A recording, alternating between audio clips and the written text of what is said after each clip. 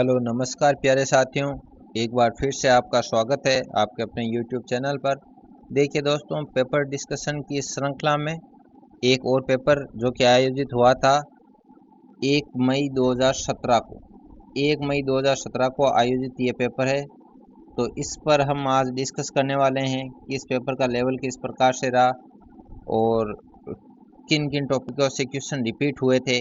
तो दोस्तों, अगर आप चैनल पर पहली बार हो तो निश्चित रूप से आपको चैनल सब्सक्राइब करना चाहिए और अपने दोस्तों के साथ ज़्यादा से ज़्यादा शेयर करना चाहिए, क्योंकि दोस्तों देखिए, जब तक कि ये 2022 या 23 में जो सेकेंड ग्रेड भर्ती परीक्षा होगी, तो परीक्षा के आयोजन के दिन तक यहाँ पर सेकेंड ग्रेड से संबंधित सारा मटेरियल आपको प्रोवाइड कर दिया जाएगा अलग अलग वीडियोज़ के माध्यम से। तो हमारे साथ बने रहेगा दोस्तों, और शुरुआत करते हैं आज के सेशन की। तो देखिए दोस्तों, क्वेश्चन नंबर फर्स्ट की ओर बढ़ते हैं। क्वेश्चन नंबर फर्स्ट है, निम्न में से कौन सी पहाड़ियाँ मध्य अरावली श्रेणी में स्थित है? तो इसका राइट आंसर हो जाएगा ऑप्शन नंबर फर्स्ट ही, मेरवाड़ा की पहाड़ियाँ। ये मध्य अरावली श्रेणी में स्थित है। आगे चलते हैं। राजस्थान में स्थित थार मरुस्थल में कौन सा बालू का स्तूप का प्रकार नहीं है? तो इसका राइट आंसर होगा ऑप्शन नंबर 4, गोराउंड गोराउड।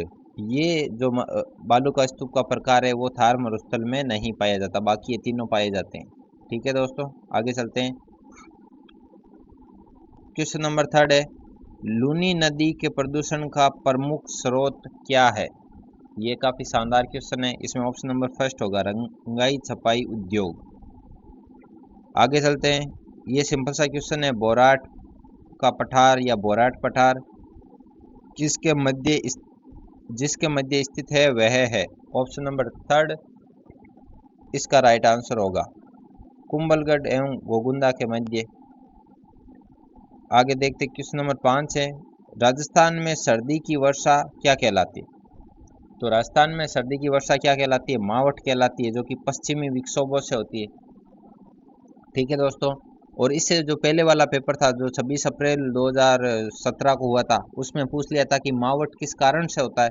तो ये क्वेश्चन एक दूसरे से रिलेट करते हुए पूछे जाते हैं। निम्न में से किस जिले की सीमा गुजरात से स्पर्श नहीं करती वह है?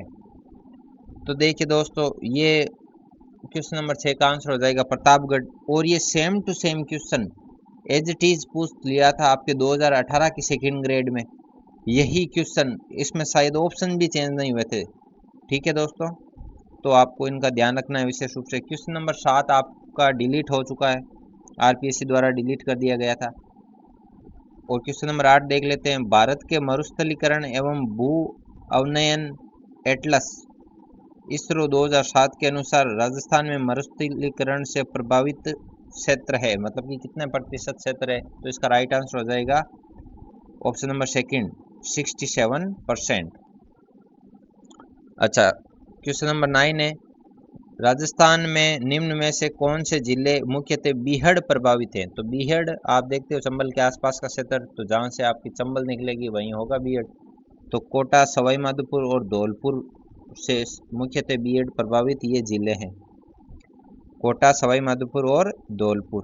आगे चलते हैं क्वेश्चन नंबर 10 की ओर, निम्नलिखित में से कौन सा युग्म सही सुमेलित नहीं है? एक तरफ नदियां और एक तरफ उनकी सहायक नदियां दे रखी है।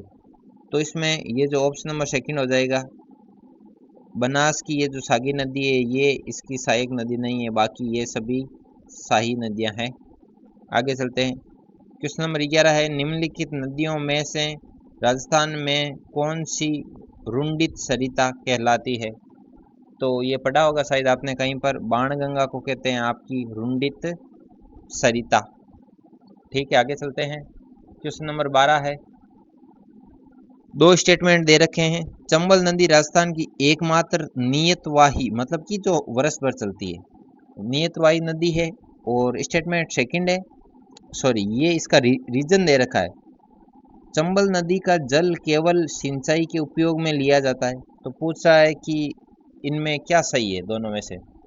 तो इसमें ऑप्शन नंबर थर्ड आपका राइट हो जाएगा, ए सही है, लेकिन जो इसका रीजन दे रखा है वो गलत है, मतलब कि कथन सही है, रीजन गलत है। ठीक है दोस्तों, आगे चलते हैं। क्वेश्चन नंबर 13 है, निम्न में से राजस्थान में कौन सा क्षेत्र बालू का स्तूप मुक्त क्षेत्र है? तो इसमें हो जाएगा ऑप्शन नंबर 4, फलोदी पोखरण का जो क्षेत्र है वो बालू का मुक्त क्षेत्र है। क्वेश्चन नंबर 14 है, निम्न में से राजस्थान के किस जिले में बांका पट्टी पेटी फैली हुई है? तो इसमें हो जाएगा आपके ऑप्शन नंबर 2, नागौर में।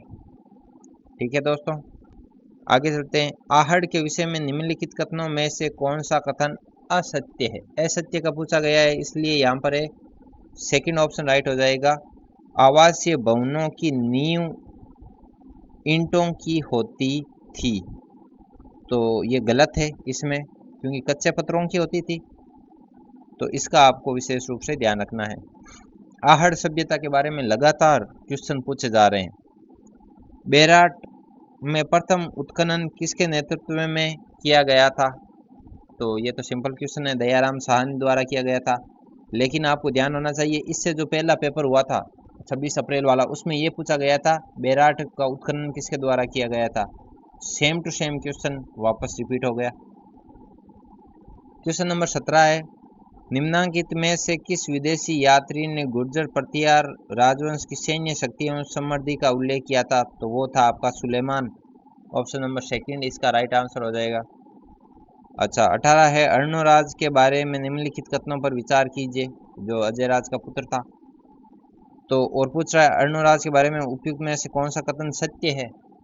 तो क्वेश्चन नंबर 18 में होगा आपका ऑप्शन नंबर 4 राइट, पहला, तीसरा और चौथा।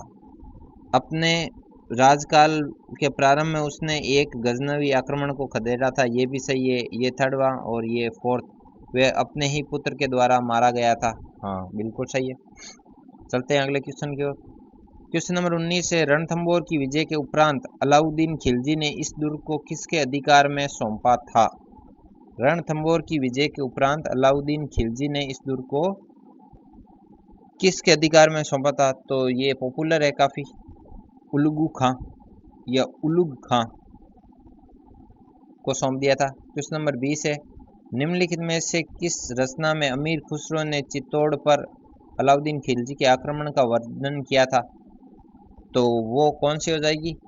ये फर्स्ट खजवाइन उल फुतू है, अमीर खुसरो की प्रसिद्ध ये रचना है भाई, ध्यान रखना इसका।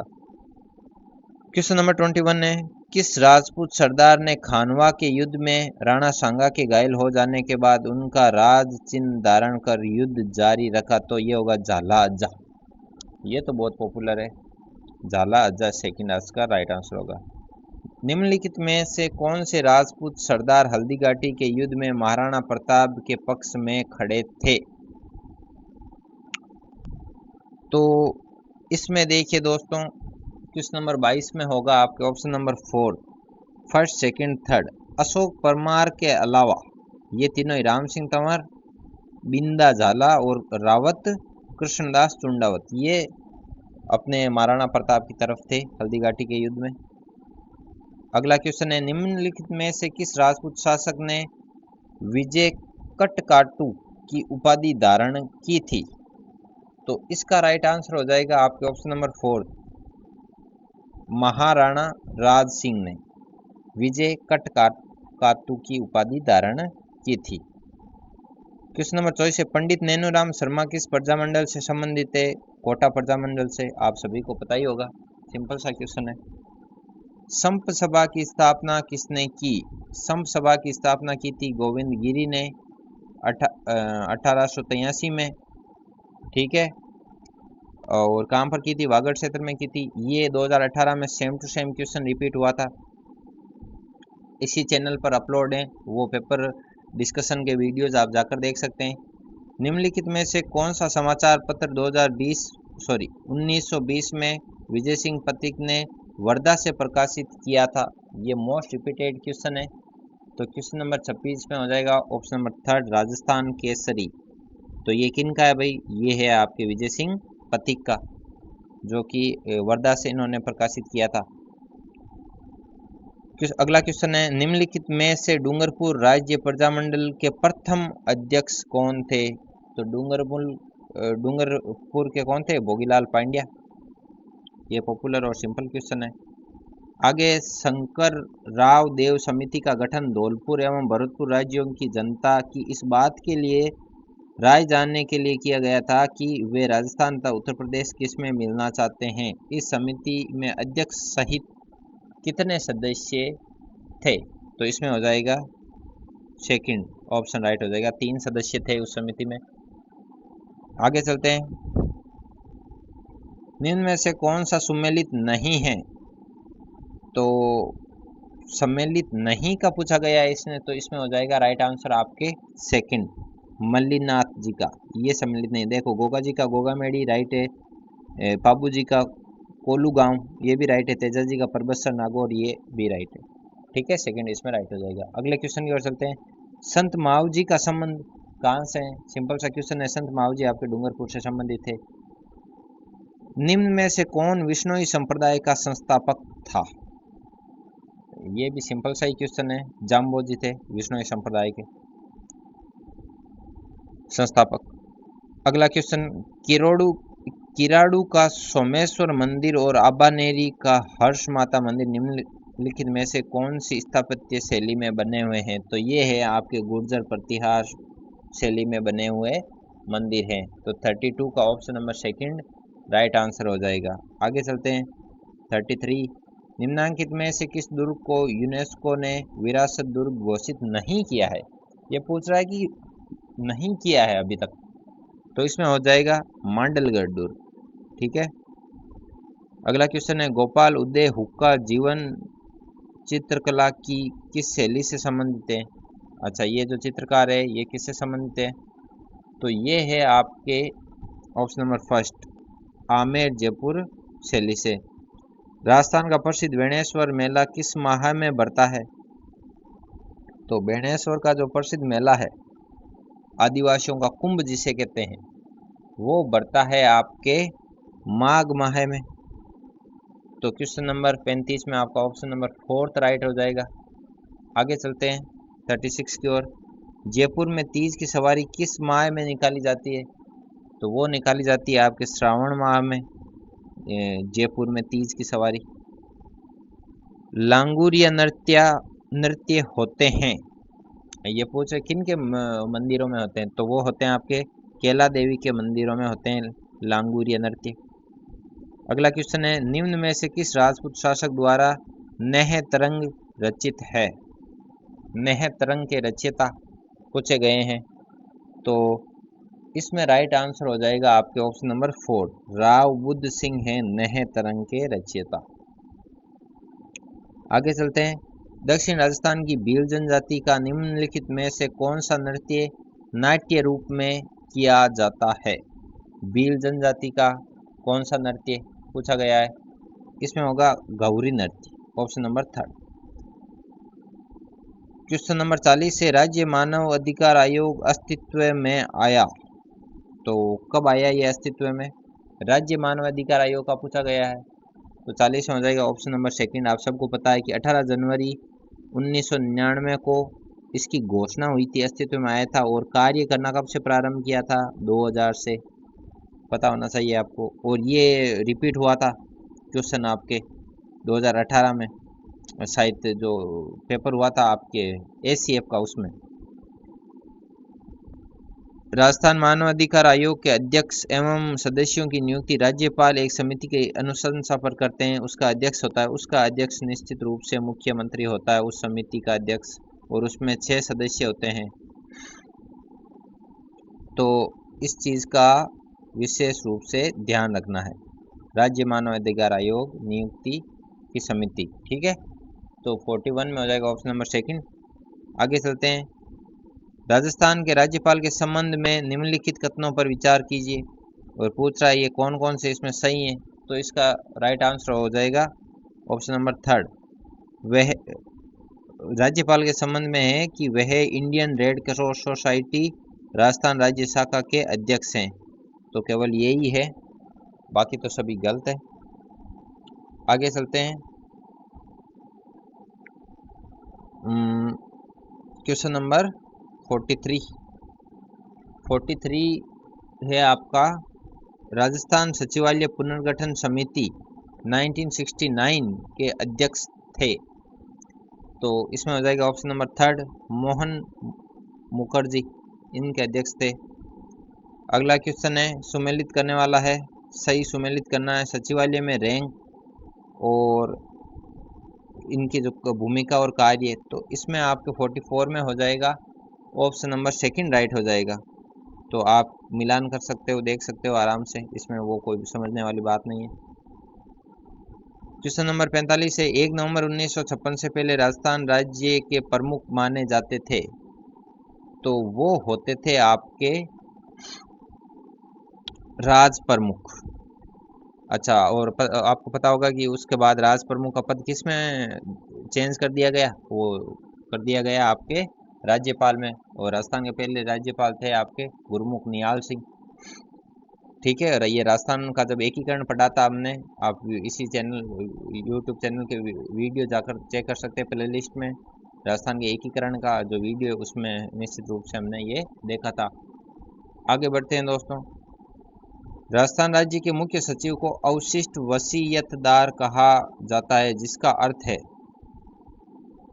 अच्छा ये क्वेश्चन भी हमने डिस्कस कर रखा है पहले के वीडियो में। ऑप्शन नंबर फर्स्ट इसका राइट आंसर हो जाएगा, वह ऐसे सभी कार्य करता है जो अवशिष्ट रूप से किसी सचिव को आवंटित नहीं किए जाते हों, और वो ऑटोमेटिक किसके पास पहुंच जाते हैं, मुख्य सचिव के पास। आगे चलते हैं, ये कूट दिए गए हैं मुख्यमंत्री का नाम और उनका कार्यकाल, तो सुमेलित करना है आपको, तो बस तो मैं बता देता हूँ आपको, इसमें होगा ऑप्शन नंबर फर्स्ट राइट होगा, तो आप सुमेलित करके देख लीजिएगा, इनका कार्यकाल पूछा है बस। अगला क्वेश्चन है, राजस्थान में राज्य प्रशासन के विधिक प्रमुख हैं, राजस्थान में राज्य प्रशासन के विधिक प्रमुख, तो वो होते हैं आपके राजस्थान के राज्यपाल, राज्य प्रशासन के विधिक प्रमुख होते हैं। अच्छा, राज्य का मुख्य सचिव कार्य करता है, क्या क्या कार्य करता है, कैबिनेट के सचिव के रूप में, गलत है, पर मुख्यमंत्री के मुख्य सलाहकार के रूप में, बिल्कुल सही है, सचिवों के मुखिया के रूप में, ये भी सही है, सिविल सेवा के प्रधान के रूप में, ये भी सही है, और राज्य के प्रधान के रूप में, ये गलत है। तो इसमें बी सी और डी ये इसमें राइट हो जाएंगे। तो इसमें क्या हो जाएगा राइट आंसर, 49 में आपके फर्स्ट हो जाएगा A B C D, cabinet के सचिव के रूप में, हाँ ये भी इसमें सही होगा, बिल्कुल सही होगा, सेक्रेटरी ऑफ कैबिनेट भी होता है। तो इसमें फर्स्ट आपका राइट आंसर हो जाएगा। आगे चलते हैं, नाभिकीय आपूर्तिकर्ता समूह के संबंध में निम्नलिखित कथनों पर विचार कीजिए, तो ये आप सारे आराम से पढ़ सकते हो, इस 50 में थर्ड होगा, ए व बी इसने सही पूछा है, तो ये और ये दोनों राइट आंसर हो गए इसके।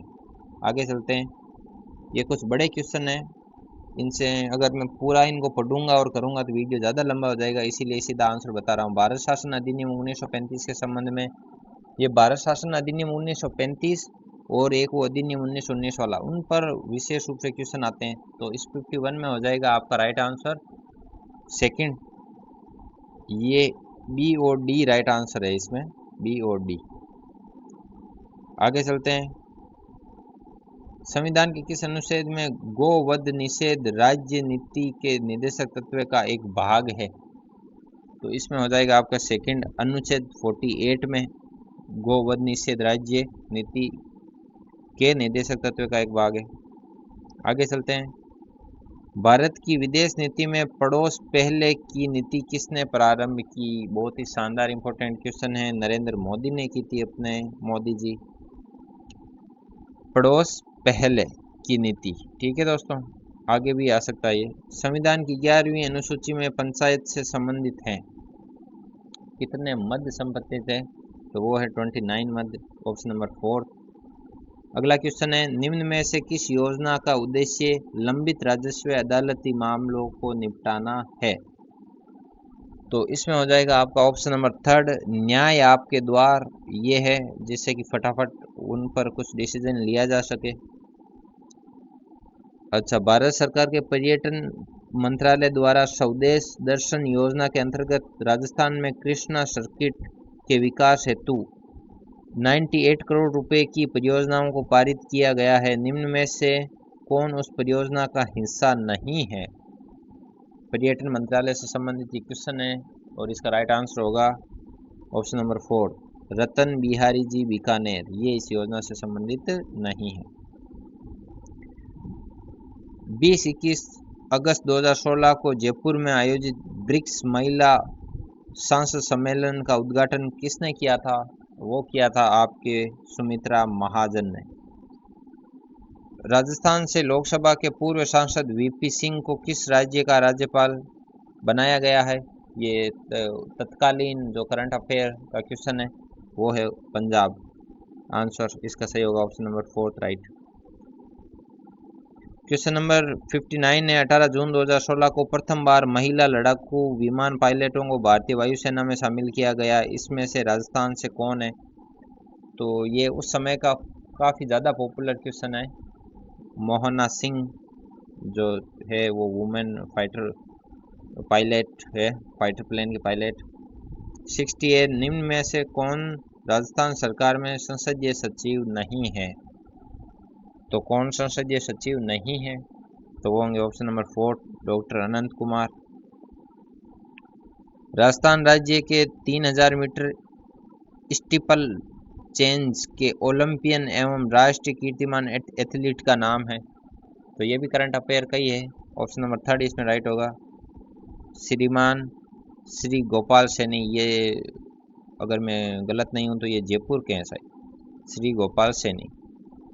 आप देख लेना फिर भी एक बार। 62 देख लेते हैं। राजस्थान राज्य के किस अंतर्राष्ट्रीय निशानेबाज को 2016 का अर्जुन पुरस्कार दिया गया? निशानेबाज पूछा गया है। ऑप्शन नंबर 4 इसका राइट होगा, Apurvi Chandela. 10 metre rifle shooting से संबंधित है ये और शायद वर्ल्ड रिकॉर्ड भी इन्होंने बनाया। आगे चलते हैं। अवार्ड जो कि प्रशिक्षण में उत्कृष्टता हेतु राजस्थान राज्य सरकार द्वारा खेल प्रशिक्षक को दिया जाता है, महत्वपूर्ण है काफ़ी। राज्य सरकार द्वारा खेल प्रशिक्षक को उत्कृष्टता के लिए कौन सा अवार्ड दिया जाता है? गुरु वशिष्ठ अवार्ड। ठीक है दोस्तों।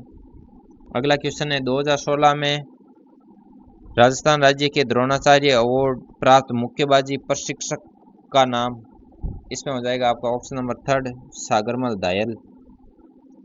अगला क्वेश्चन है कृषि वर्ष 2014-15 के दौरान राजस्थान में कुल खाद्यान्नों का उत्पादन हुआ था? वो हुआ था आपके 196.22 लाख टन। Option number 1। 19वीं पशु जनगणना के अनुसार राजस्थान में भेड़ों की संख्या में वर्ष 2007 से 2012 के मध्य कमी हुई थी। तो ये अच्छा क्वेश्चन है। ऑप्शन नंबर 3 इसका राइट आंसर होगा 18.86%। ऑपरेशन फ्लड का संबंध किससे है? बहुत ही नॉर्मल सिंपल सा क्वेश्चन है, श्वेत क्रांति, ऑपरेशन फ्लड। केंद्रीय ऊन विकास बोर्ड स्थित है, किस जगह पर स्थित है ये पूछा गया है। ये अपने जोधपुर में। 69 ने प्रधानमंत्री फसल बीमा योजना के अंतर्गत वार्षिक वाणिज्यिक उद्यान की फसलों की प्रीमियम दर है। प्रीमियम मतलब कि वो जो पहले लेते हैं कितने प्रतिशत है? तो वो है आपके 5%। क्वेश्चन नंबर 70 है। 12 वर्षीय विद्यार्थी सोन की बुद्धि लब्धि 75 है तो उसकी मानसिक आयु वर्षों में क्या होगी? अच्छा, बुद्धि लब्धि आपको 75 दे रखी है तो उसकी मानसिक आयु पूछिए। तो देखिए दोस्तों, इसका जो राइट आंसर होगा वो होगा सेकंड 9। और ये कैसे होगा? बुद्धि लब्धि का फॉर्मूला आपको पता होगा, IQ बराबर होता है मानसिक आयु बटा वास्तविक आयु इंटू 100। अब देखो इसने क्या दे रखा है, 75 तो दे रखा है बुद्धि लब्धि, और इसकी मानसिक आयु पूछिए, x मान लेते हैं इसको। वास्तविक आयु इसने 12 वर्ष और ये इंटू 100, तो ये देखो 3, तो ये इससे 4 बार हो गया कैंसिल, ये इससे गुणा होके 4x हो जाएगा, तो x की वैल्यू आ जाएगी 9। तो ये 9, ठीक है।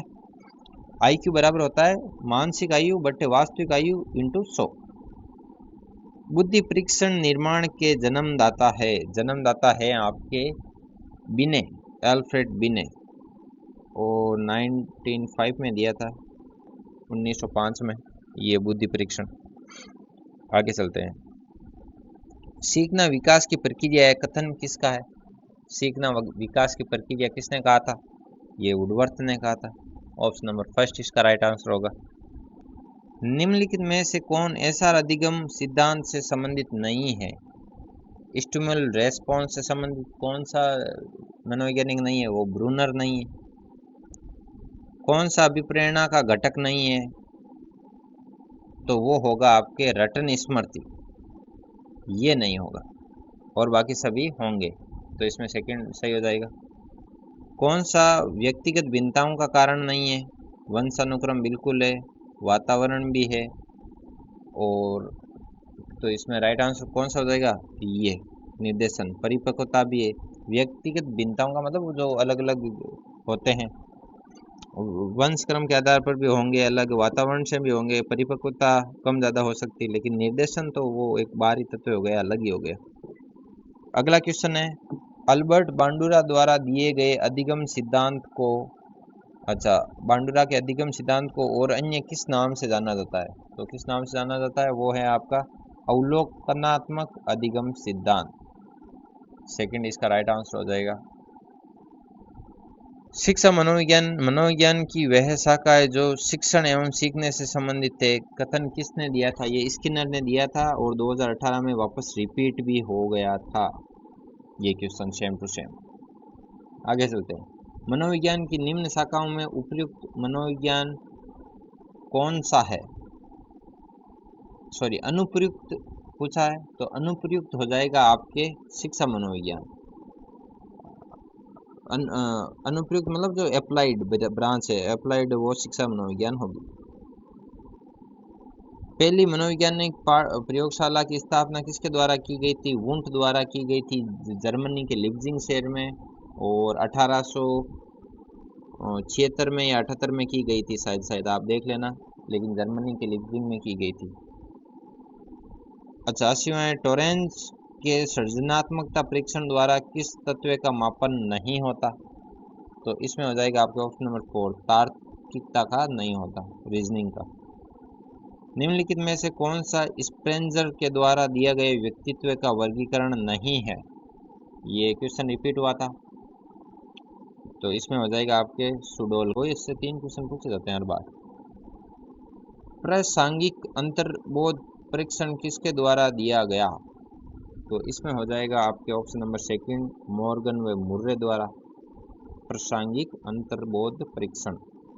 अच्छे समायोजन की व्यवस्था है, सहनशीलता है, बिल्कुल है, सहनशील, बाकी तो नहीं है। आत्मविश्वास में कमी, संवेगात्मक अस्थिरता, अनियमित दिनचर्या, ये सब नहीं होंगे, यही होगा। आगे है, टर्मन के अनुसार उत्कृष्ट रखते हैं, इंग्लिश में पढ़ लेते हैं। According to Terman very superior content, तो कौन से होंगे? ये तो सिंपल सा क्वेश्चन है, फर्स्ट ही होंगे। 140 से अधिक बुद्धि वाले होंगे, सबसे ज़्यादा होशियार। ब्रिजेज के अनुसार उत्तेजना भाग है, अच्छा, उत्तेजना किसका भाग बताया ब्रिजेज ने? संवेगात्मक विकास का। बुद्धि का द्विकारक सिद्धांत किसके द्वारा दिया गया था? तो द्विकारक सिद्धांत दिया गया था बुद्धि का आपका स्पीयरमैन द्वारा, और बुद्धि के सिद्धांतों पर एक ट्रिप का वीडियो बहुत जल्द मैं बनाने वाला हूँ। निम्नलिखित में से अभिवर्ती मापन की विधि नहीं है, अभिवर्ती मापन की विधि कौन सी नहीं है? तो इसमें राइट आंसर होगा आपका option number 4, emotional competence scale. अगला क्वेश्चन है, कौन सा रुचि का पहलू नहीं है? तो रुचि का कौन सा पहलू नहीं होगा? इसमें गति करना रुचि का पहलू नहीं है, बाकी सभी आप देख लो रुचि के पहलू हैं। अगला क्वेश्चन है, व्यक्तित्व समायोजन की प्रत्यक्ष विधि है, तो प्रत्यक्ष विधि होगी आपकी बाधा निराकरण, रिमूविंग हर्डल, ठीक है। आगे चलते हैं। निम्न में से ऑस्ट्रेलिया का सर्वोच्च पर्वतीय शिखर कौन सा है? ज्योग्राफी का क्वेश्चन है ये। इसमें होगा कोसी उसको। पृथ्वी दिवस किस दिन मनाया जाता है? 22 अप्रैल को मनाया जाता है, आप सभी को पता ही होगा। दक्षिण पश्चिम में चलने वाली स्थायी पवनें क्या कहलाती है? तो दक्षिण पश्चिम में चलने वाली स्थायी पवनें कहलाती है आपकी उत्तरी गोलार्ध में पछुआ पवनें। मलका जल डमरू मध्य अलग करता है, तो ये किसको अलग करता है? मलेशिया और सुमात्रा को। इस टाइप का क्वेश्चन 2018 में भी आया था सर। कौन सा सुमेलित नहीं है? तो इसमें होगा आपका ऑप्शन नंबर 4 होंग है। ये मीन इसकी सहायक नदी नहीं है। भारत का अक्षांशीय व देशांतरीय विस्तार है, ये तो सिंपल सा और पॉपुलर ही है वैसे। इसमें तो ऑप्शन नंबर 2 हो जाएगा, ये इसका राइट आंसर होगा। निम्न में से कौन सी प्रायद्वीपीय भारत की सर्वोच्च चोटी है?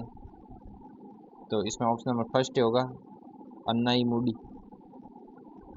अगला क्वेश्चन है उत्तरी पूर्वी शीत मानसूनी पवनें किस तट के सहारे वर्षा करती है?